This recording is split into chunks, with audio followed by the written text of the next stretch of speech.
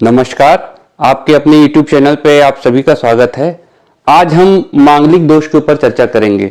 अक्सर सुना जाता है कि लड़का मांगलिक है, लड़की मांगलिक है, ये हो जाएगा, वो हो जाएगा, अलग मांगलिक से शादी नहीं करी तो डेथ हो जाएगी। दुनिया भर के हम बातें सुनते रहते हैं।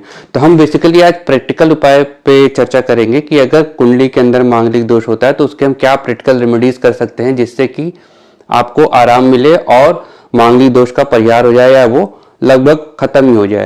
तो जैसे देखिए कि मांगलिक दोष में सपोज कि किसी की कुंडली है, तो अगर कुंडली में पहले स्थान में मंगल आ जाए, चौथे स्थान पे मंगल आ जाए, सातवें स्थान पे मंगल आ जाए, आठवें स्थान पे मंगल आ जाए या 12वें स्थान पे मंगल आ जाए, अगर इन स्थानों में मंगल आ जाए तो कहते हैं कि कुंडली में मांगलिक दोष उत्पन्न हो गया है लग्न कुंडली में। इसी तरह चंद्र कुंडली में भी देखा जाता है।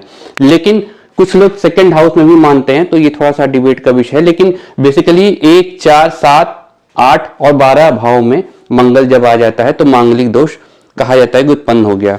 अब ये होता क्यों है?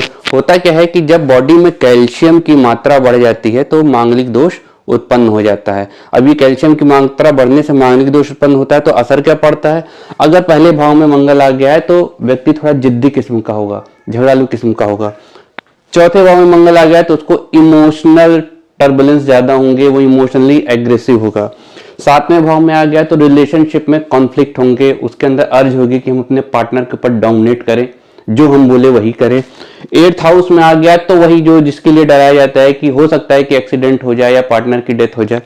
12th हाउस में आ गया तो अपनी एनर्जी को वो फालतू की जगह पे वेस्ट करेगा, क्योंकि मंगल एनर्जी का प्रतिनिधित्व करता है। अगर आप मंगल की एनर्जी को सही जगह पे लगाएंगे तो आपको रिजल्ट देगा, पैसा देगा, आपको सक्सेस देगा, कॉम्पिटिटिव बनाएगा। और अगर मंगल की एनर्जी गलत जगह यूज हो गई तो वो इनफैक्ट क्रिमिनल तक बना सकता है। तो मंगल के इस वजह से ये दोष उत्पन्न होते हैं। तो इसको हम ठीक कैसे कर सकते हैं?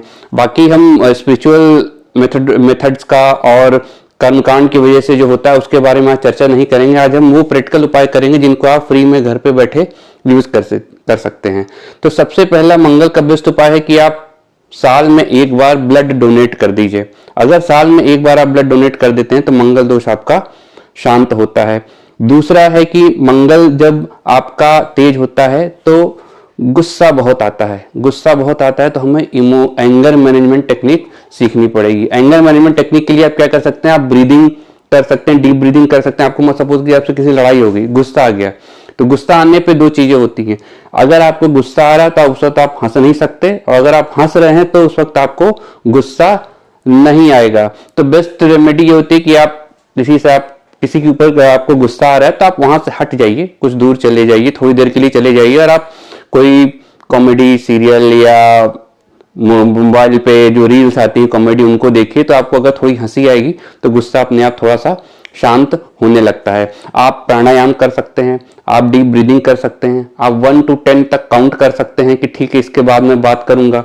फिर उसके बाद अगर आपको ये लगता है कि गुस्सा अभी भी कंट्रोल में हमारा नहीं आ रहा है तो आप जो है जनरल पे लिखना चालू करिए। जनरल मतलब कोई डायरी ले लीजिए, कागज ले लीजिए, उस पर आप अपने सारे इमोशन फीलिंग को लिख सकते हैं।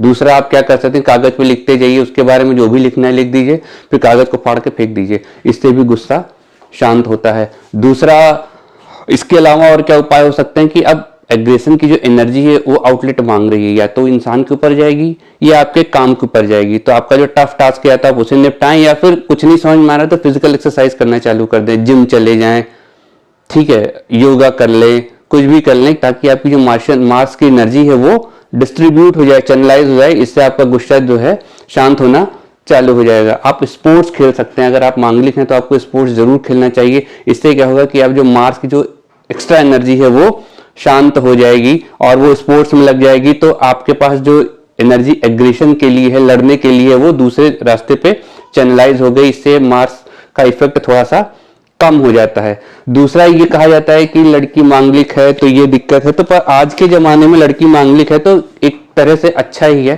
क्योंकि मार्स अगर आपके 7th हाउस में आ गया है या मांगलिक दोष उत्पन्न कर रहा है तो ये बताता है कि आपको इंडिपेंडेंट टाइप ऑफ मैरिज करनी है। मतलब कि पार्टनर भी कमाएगा, हम भी पैसा कमाएंगे। तुम फाइनेंशियली इंडिपेंडेंट, हम फाइनेंशियली इंडिपेंडेंट, हमारी अपनी बाउंड्रीज हैं, तुम्हारी अपनी बाउंड्रीज हैं।